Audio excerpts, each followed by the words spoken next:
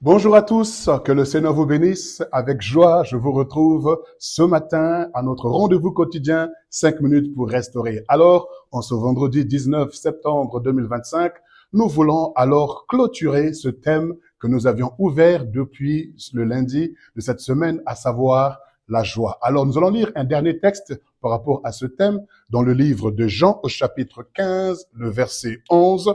Jean chapitre 15, le verset 11, la Bible dit ceci. Et j'en fais la lecture. Je vous ai dit ces choses afin que ma joie soit en vous et que votre joie soit parfaite.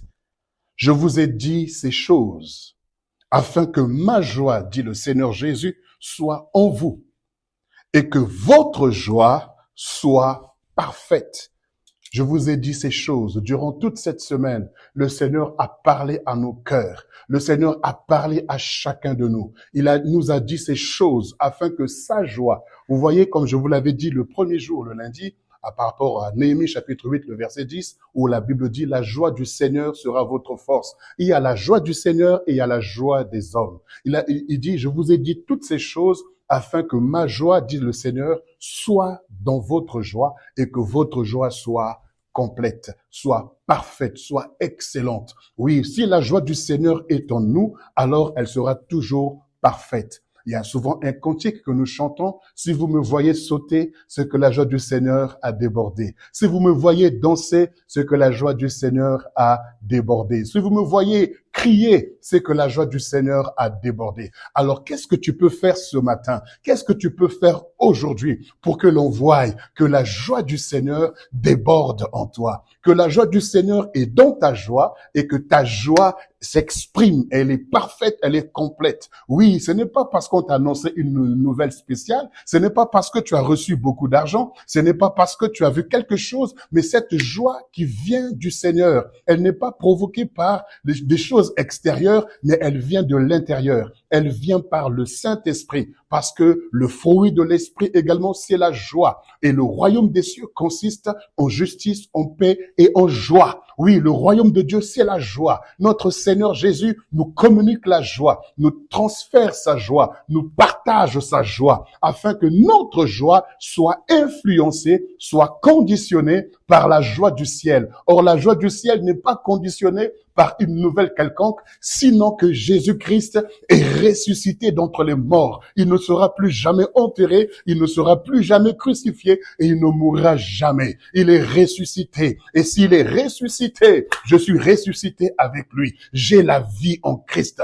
J'ai l'assurance de la vie éternelle. J'ai l'assurance de l'abondance. J'ai l'assurance de la surabondance. J'ai l'assurance de la bénédiction. J'ai l'assurance de la source même de bénédiction. J'ai l'assurance en Jésus. Alors comme j'ai cette parole, il a dit, je vous ai dit toutes ces choses afin que ma joie soit dans votre joie et que votre joie soit parfaite. Alléluia. La parole de Dieu me procure la joie. La parole de Dieu me procure de l'assurance. La parole de Dieu me procure de la satisfaction. Oui, comme la femme, la Samaritaine, qui allait chaque jour au puits, puiser de l'eau, mais cette eau ne lui apportait pas satisfaction. Mais le Seigneur Jésus lui a dit à la rencontre de la Samaritaine, si je te donne de l'eau, cette eau que je te donnerai deviendra en toi une source qui jaillira jusqu'à l'éternité. Oui, la joie du Seigneur en nous va jaillir jusqu'à l'éternité. Rien ne pourra m'attrister, rien ne pourra me décourager, rien ne pourra m'abattre, parce que la joie du Seigneur est mon partage. Même si je n'ai pas encore mangé, je n'ai pas encore à boire, mais la parole de Dieu m'apporte l'assurance,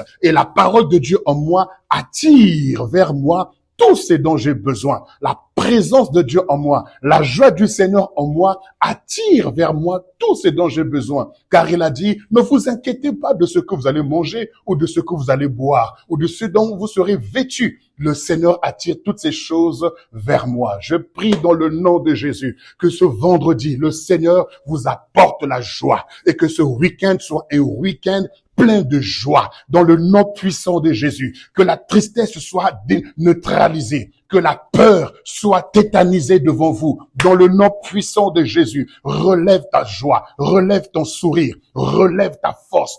Va, car cette journée est une journée de bonnes nouvelles. Va, car ce week-end est un week-end glorieux pour toi. Que la joie du Seigneur t'accompagne, que la joie du Seigneur remplisse ta joie et qu'elle déborde et que tu contamines les gens autour de toi de la joie et que l'environnement dans lequel tu te trouves ne soit pas sous l'influence de ce monde, mais sous l'influence de la joie du Seigneur. Alléluia. Que le Seigneur vous bénisse. Très bonne journée à vous et très bon week-end. Au plaisir de vous retrouver la semaine prochaine pour un nouveau thème. Au nom de Jésus, Shalom.